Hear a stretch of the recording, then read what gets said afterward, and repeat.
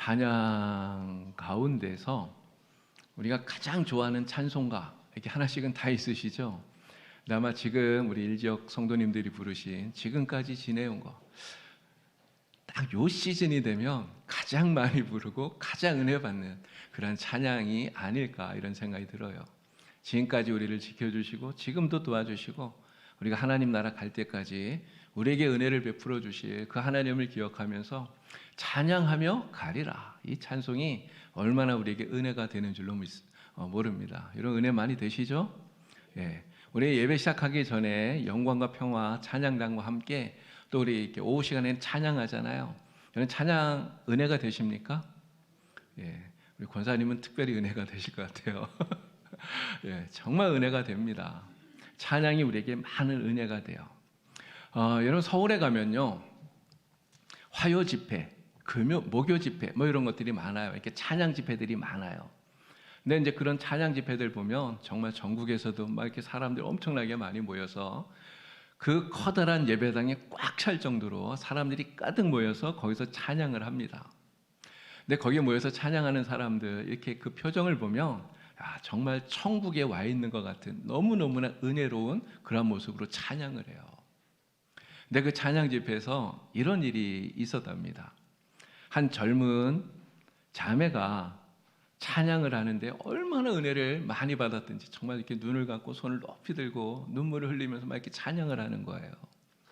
근데 그렇게 막 찬양을 뜨겁게 하고 있는데 그런데 그때 나이 많으신 한 연세 많으신 권사님 한 분이 늦게 예배당에 들어오신 거예요. 늦게. 근데 들어와서 보니까 이미 꽉 차서 자리가 없는데 빈자리가 어디 있나 이렇게 살피다가 보니까 그 은혜 받고 막 뜨겁게 찬양하는 이 아가씨가 앉아있는 그 안쪽에 자리가 하나 딱 있더라는 거죠. 그게 어떻게 해야 됩니까? 들어가야 되잖아요. 근데 들어가야 되는데 막 너무 뜨겁게 이렇게 찬양하는데 그래도 어쩌 할 수 없잖아요. 들어가려니까. 그래서 그 옆에 가서 그 막 찬양하는 이 아가씨 손목을 이렇게 톡톡 건드리면서 아가씨 죄송한데 내가 요 안으로 들어가야 되니까 조금만 비켜주면 안 됩니까? 그런 거예요. 자, 그랬더니 이 뜨겁게 막 이렇게 은혜를 받고 찬양하던 이 아가씨가요, 이 자매가요, 얼굴이 탁 바뀌면서 표정이 바뀌면서 아니 찬양하는 거 안 보이세요? 은혜 받고 있는데 뭐 하는 거예요? 이러면서 좀 짜증을 내더라는 거죠. 그러니까 이 권사님이 하여간 무안해서 얼른 이제 안으로 들어갔는데 여러분 그 다음에 어떻게 됐을까요? 어떻게 했을까요? 이 자매가 다시 표정이 딱 바뀌어서 조금 전에 그 뜨겁게 은혜 받던 그 얼굴, 그 표정으로 다시 찬양하면서 막 이렇게 하더라는 거죠. 근데 이 이야기가 참 우리에게 많이 씁쓸하다 이런 느낌을 줍니다. 여러분 이 자매가 은혜를 받고 찬양을 하는데 이 은혜가 여러분 진짜 은혜일까요? 진짜 은혜일까요? 이런 생각이 좀 듭니다. 사람 하나 지나가니까 그것 때문에 깨지는 은혜라면 이건 진짜 은혜가 아니지 않을까 이런 생각이 든단 말이에요. 어쩌면 이 자매가 하는 이 찬양 정말 은혜롭게 뜨겁게 막 찬양하지만 이 찬양은 하나님께 드리는 찬양이 아니라 그냥 분위기에 취해 있는 자기 감정에 취해 있는 이러한 찬양이 아닐까 이런 생각이 드는 거예요. 오늘 시편 146편이 우리에게 묻습니다. 내가 드리는 그 찬양은 누구를 향한 것이냐? 내가 뜨겁게 찬양하는 그 찬양은 누구를 위한 것이냐?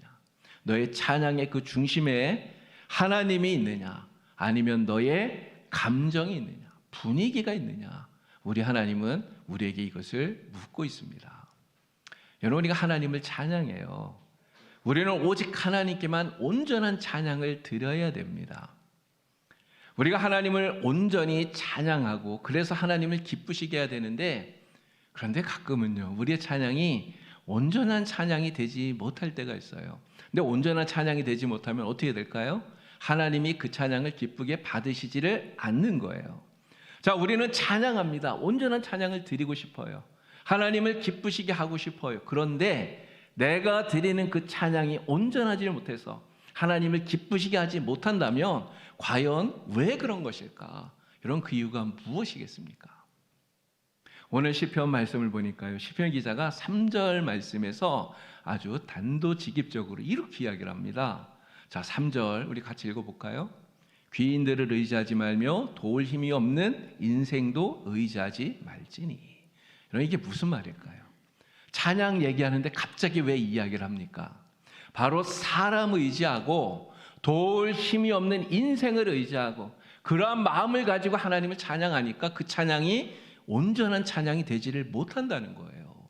그러한 찬양은 하나님이 기쁘게 받지를 않는다는 것입니다. 그래서 사람 의지하지 마라, 돈 의지하지 마라, 자리 의지하지 마라 이야기를 하는 거예요. 왜 그렇습니까? 4절도 보겠습니다. 4절 같이 읽습니다. 그의 호흡이 끊어지면 흙으로 돌아가서 그날에 그의 생각이 소멸하리로다. 이런 사람이 얼마나 연약한 존재입니까? 우리가 아무리 힘 있는 것 같고 아무리 대단한 것 같아도요, 호흡이 끊어지면 끝이에요. 어제 나를 아무리 도와주던 사람도 호흡이 끊어지면 오늘 도와줄 수 있습니까? 못 도와주잖아요. 내가 아무리 그런 사람들 붙들고 의지하고 아무리 그래도요, 나를 도와줄 수 없는 그런 사람, 그거 의지해봐야 아무런 소용이 없는 거예요. 그런데 그러한 사람, 나를 도와줄 수 없는, 정말 그 호흡이 끊어지면 아무것도 아닌 그 사람 의지하는 이 마음을 가지고 하나님을 찬양하면 그 찬양이 온전한 찬양이 못 된다는 거죠. 그런 찬양을 하나님이 기쁘게 받질 않으신다는 거예요. 여러분, 우리가 사람 의지하면 무슨 마음이 들겠습니까? 찬양할 때 내가 누군가를 의지해요. 막 힘든 일이 있는데 저 사람이 나를 도와줄 거라고 생각해서 의지해요. 그 사람이 나를 도와줄 수 있죠. 힘이 될 수 있어요. 여러분, 그 사람이 나에게 힘이 되고 도움이 되고 막 이렇게 되면, 야, 내가 너 도와줄게 막 이런 이야기 들으면 그러면 막 힘이 나는 것 같아요. 그러면 우리의 입에 막 찬양이 막 넘쳐나겠죠. 그런데 그러한 도움이 다 끊어지면 어떻게 되겠습니까? 그러면 힘이 쭉 빠져서 아이고, 오늘은 찬양할 마음이 안 나. 오늘은 찬양할 기분이 아니야. 남들은 뜨겁게 찬양하는데 그냥 입을 다물고 있게 되는 이런 일이 벌어진다는 거예요. 이런 찬양을 하나님이 기뻐하겠습니까? 기뻐하지 않는다는 거죠. 그래서 시편 기자가 5절에서 우리에게 분명히 이렇게 말씀을 하는데요. 자, 5절 말씀 우리 다 같이 읽겠습니다. 야곱의 하나님을 자기의 도움으로 삼으며 여호와 자기 하나님에게 자기의 소망을 두는 자는 복이 있도다. 자, 여기서 복 있는 사람이 누군가를 이야기해요. 어떤 사람이 복이 있다고요? 하나님을 바라보는 사람, 하나님께 소망을 두는 사람이 복이 있다는 거예요. 문제가 없는 사람이 복이 있다는 게 아닙니다. 환경이 좋은 사람이 복이 있다는 게 아니에요. 하나님을 바라보는 사람, 하나님께 소망을 두고 살아가는 사람, 이러한 사람이 진짜 복이 있는 사람이고요. 바로 이러한 사람이 드리는 그 찬양을 하나님이 기쁘게 받으신다는 거예요. 그 찬양이 온전한 찬양이라는 거죠. 왜 그렇습니까? 내 마음에서 나오는, 내 기분에서 나오는 이런 찬양이 아니라, 이 찬양은 정말 하나님께 소망을 두고 하나님을 붙들고 하나님을 바라보는 이 믿음에서 나오는 찬양이기 때문에 하나님이 그 찬양을 기뻐하시는 거예요. 오늘 여러분들은 정말 하나님께만 소망을 두시는, 하나님만 바라보시는 그러한 성도가 되기를 우리 주님의 이름으로 간절히 축원합니다. 하나님만 바라보시고 하나님께만 소망을 두시고 그 믿음을 가지고 오직 하나님을 찬양하는 온전한 찬양을 드리는 그러한 성도가 되기를 우리 주님의 이름으로 간절히 축원합니다. 자, 그러면 여기서 제가 여러분들에게 질문을 이제 하나 드리겠습니다. 질문을요. 자, 우리가 하나님께 온전한 찬양을 드려야 된다고 그랬잖아요.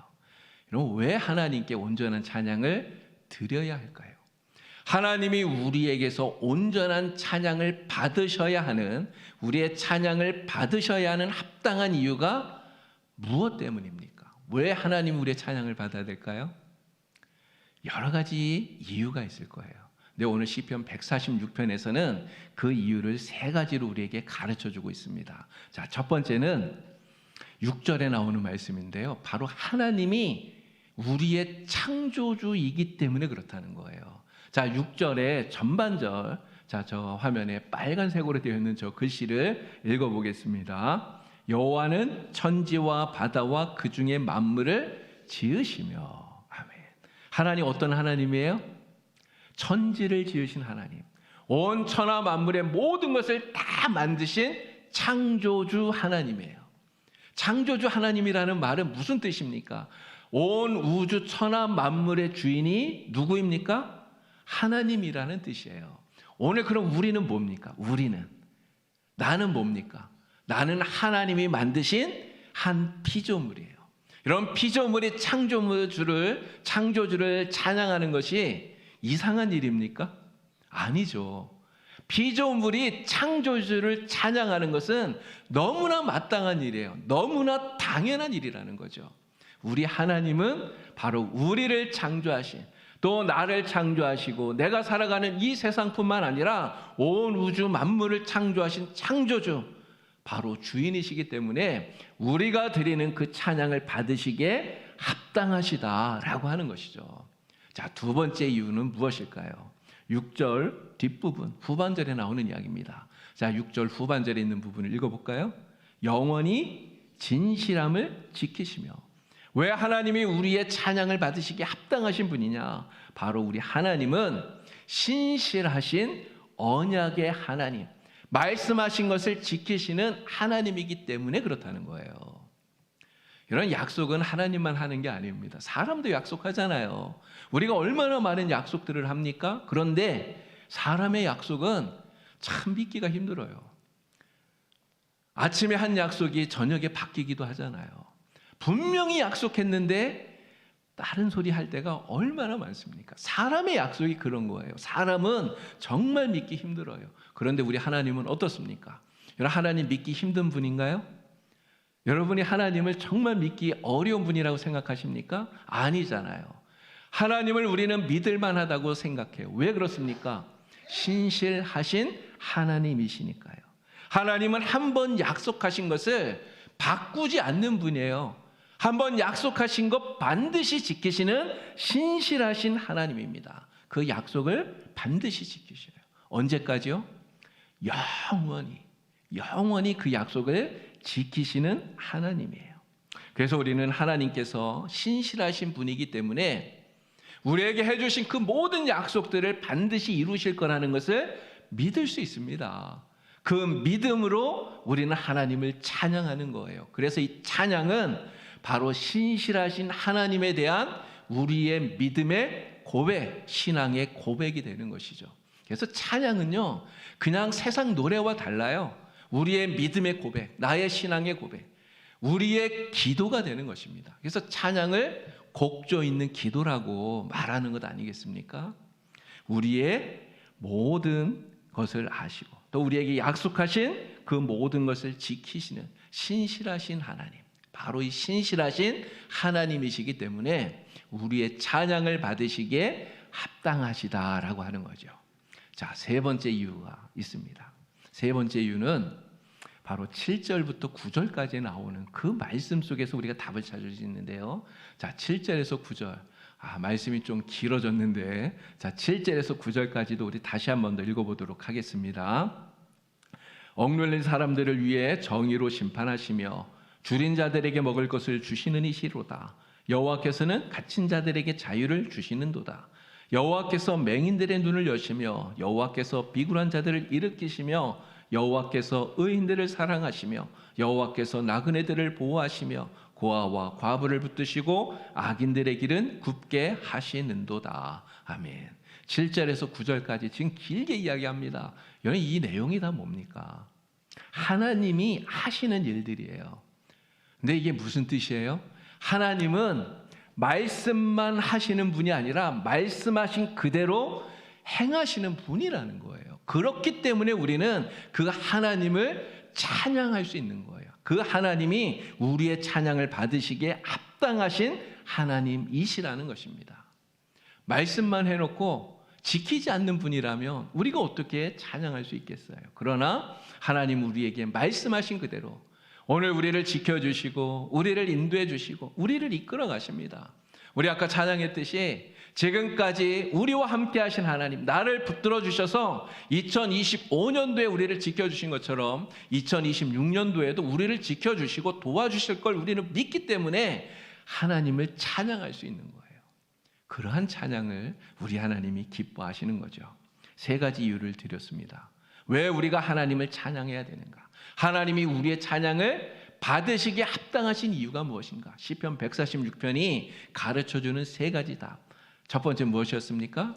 우리의 창조주이시기 때문에. 두 번째, 말씀하신 대로 신실하신 언약의 하나님이시기 때문에. 그리고 세 번째가 말씀하신 대로 행하시는 하나님이시기 때문에. 그래서 우리 하나님은 우리의 찬양을 받으시기에 합당하신 하나님이에요. 이것을 알고 정말 우리 하나님 앞에 합당한 찬양, 우리 하나님이 기쁘게 받으시는 온전한 찬양을 드리는 여러분이 되기를 우리 주님의 이름으로 간절히 축원합니다. 자, 이제 한 가지 더 여러분들에게 말씀드리려고 하는데요. 우리가 이 찬양을 드릴 때 정말 깊이 생각해야 될 부분이 한 가지가 더 있습니다. 진짜 찬양은요, 우리가 이렇게 교회에 모여서 예배당에서 우리가 찬송가 몇 곡 부르고 이렇게 찬양한 걸로 이걸로 끝나면 안 된다는 거예요. 이런 찬양은 우리가 이렇게 예배당에서 찬양한 이것만이 아니라 바로 우리의 삶으로 이어져야 되는 것이죠. 찬양이 나의 삶에서 이어져야, 그래야 그것이 진짜 찬양이라는 거예요. 자, 2절에 있는 말씀을 우리 함께 보겠습니다. 2절 다 같이 읽겠습니다. 나의 생전에 여호와를 찬양하며 나의 평생에 내 하나님을 찬송하리로다. 아멘. 자, 시편 146편, 이 성경 찬송, 이 시편 기자가 지금 뭐라고 말합니까? 찬송을 언제 하겠다고요? 언제 한다고요? 나의 생전에, 나의 평생에. 내가 예배당에서 주님을 찬양하겠습니다. 내가 성전에서만 찬양하겠습니다. 이거 아니에요. 내가 즐거울 때만 찬양하겠습니다. 내가 기쁠 때만 찬양하겠습니다. 이거 아니라는 거죠. 나의 평생에, 나의 생전에.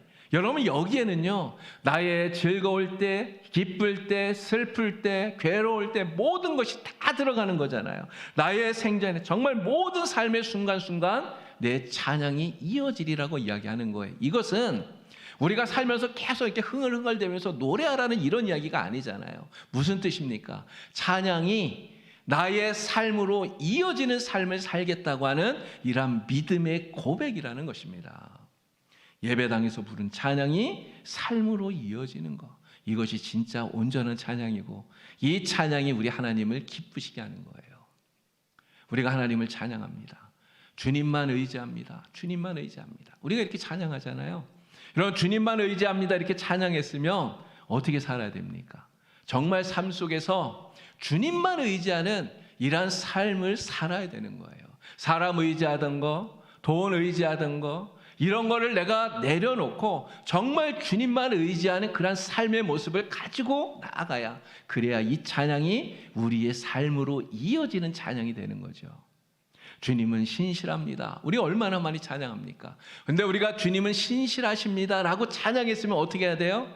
신실하신 하나님이 나를 지켜주실 걸 믿고, 신실하신 하나님이 나를 지켜주실 것을 믿고 담대하게 살아가야죠. 매일의 삶 속에서 우리를 두렵게 하는 게 얼마나 많습니까? 건강에 문제도 있고요. 여러 가지 우리를 두렵게 하는 게 있잖아요. 그러나 신실하신 하나님이 나를 지켜주신다는 것을 믿으면 담대하게 그 두려움을 이기고 극복하면서 살아가는 거예요. 이러한 모습이 찬양과 내 삶에 그대로 이어져야 되는 거죠. 주님이 나를 붙들어 주십니다. 우리는 찬양해요. 주님이 나를 붙들어 주신다는 것을 우리는 믿으면 정말 주님을 의지하고 주님을 붙들고 담대하게 세상을 살아가야 되는 것입니다. 이처럼 내가 부른 찬양이 그냥 입술에서 끝나는 것이 아니라, 예배당 안에서만 끝나는 것이 아니라 나의 삶으로 이어질 때 바로 이것이 온전히 하나님을 찬양하는 것이고, 이러한 찬양을 우리 하나님이 정말 기뻐하십니다. 여러분들이 드리는, 우리 봉산교회 성도님들이 드리는 찬양이 정말 이러한 찬양이 되기를 우리 주님의 이름으로 간절히 축원합니다. 저와 여러분들이 드리는 찬양, 입술의 찬양으로만 끝나는 것이 아니라 삶으로 이어지는 찬양. 그래서 우리의 삶이 정말 찬양이 되어서 하나님 기쁘시게 할 수 있게 되기를 간절히 축원합니다. 우리는 찬양할 때 정말 뜨겁게 찬양해야 돼요.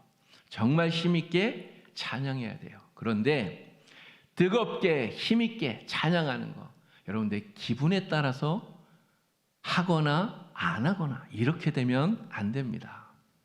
기분 좋으면 열심히 찬양하고 기분이 나쁘면 찬양 안 하고, 여러분 이러면 정말 안 되는 거죠. 여러분 왜 그럴까요?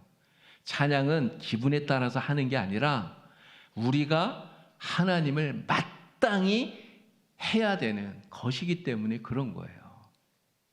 하나님은 마땅히 찬양받으셔야 되는, 찬양받으시기에 합당하신 분이기 때문에 우리는 하나님을 찬양해야 되는 것입니다. 여러분 1절 말씀 보시기 바랍니다. 1절. 자, 1절. 우리 다 같이 읽어볼까요? 할렐루야, 내 영혼을 여호와를 찬양하라. 예. 할렐루야라는 말의 뜻이 뭡니까? 할렐루야가 찬양하라는 뜻이잖아요. 그죠? 할렐루야. 근데 그 다음에 뭐라 그랬어요? 내 영혼아 여호와를 찬양하라. 이렇게 얘기하잖아요. 이거는 내 감정의 표현이 아니에요. 내가 내 영혼에게 지금 명령하는 거예요. 뭐라고 명령합니까? 하나님을 찬양하라고 명령하는 거예요. 근데 언제 하나님을 찬양하라는 것입니까? 내 영혼아, 내 기분이 좀 나빠도 하나님 찬양하라. 내 영혼아, 내가 좀 마음이 상했어도 하나님 찬양하라. 내 영혼아, 힘들어도 하나님을 찬양해라. 즐거워도 하나님 찬양하라. 사람 때문에 흔들리지 말고 정말 하나님만 바라보면서 하나님께만 소망을 두고 내 영혼아 찬양하라. 이렇게 명령하는 거예요. 여러분, 명령한다는 말은 결국 이거는 기분에 따라서 좌우되는 게 아니잖아요. 결국 찬양은 무엇입니까? 힘들어도 괴로워도 슬퍼도 낙심이 되어도 내가 하나님을 어떠한 상황에도 나는 찬양하리라 결단하고 선택하고 내 의지로 찬양하는 거예요. 이러한 찬양을 우리 하나님이 기쁘게 받으시는 줄로 믿습니다. 정말 모든 상황 속에서, 어떠한 상황 속에서라도 우리 하나님만 바라보면서 찬양하기로 결심하고 결단하고 선택하고, 그리고 여러분들이 정말 전심을 다해서 하나님께만 소망을 두고 찬양하는 여러분 되기를 우리 주님의 이름으로 축원합니다. 우리 하나님은 이전에도 지금도 앞으로 영원히 우리의 찬양을 받으시기에 합당하신 하나님입니다. 그 하나님을 날마다 전심으로 찬양해서 정말 하나님께 영광을 돌리고 하나님을 기쁘시게 하는 우리 모든 성도님들이 되기를 우리 주님의 이름으로 간절히 축원합니다. 네, 기도합니다. 하나님 아버지, 우리의 삶을 지켜주시는 하나님 감사합니다. 오늘 우리의 삶의 모든 순간순간 하나님을 찬양하며 믿음으로 살기를 간절히 소망합니다. 어떠한 상황 속에서라도 하나님을 선택하고 하나님을 찬양하기로 다짐하고 결단하고 하나님께 온전한 찬양을 드리는 우리 모두가 되게 하여 주시옵소서. 우리 하나님은 우리의 찬양을 받으시기에 합당하신 하나님인 줄 주여 믿습니다. 분위기에 취하여서가 아니라 감정에 취해서가 아니라 나의 중심을 하나님께 올려드리는 진정한 찬양을 드리는 우리 모든 성도들 되게 하여 주시옵소서. 예수님의 이름으로 기도드리옵나이다. 아멘.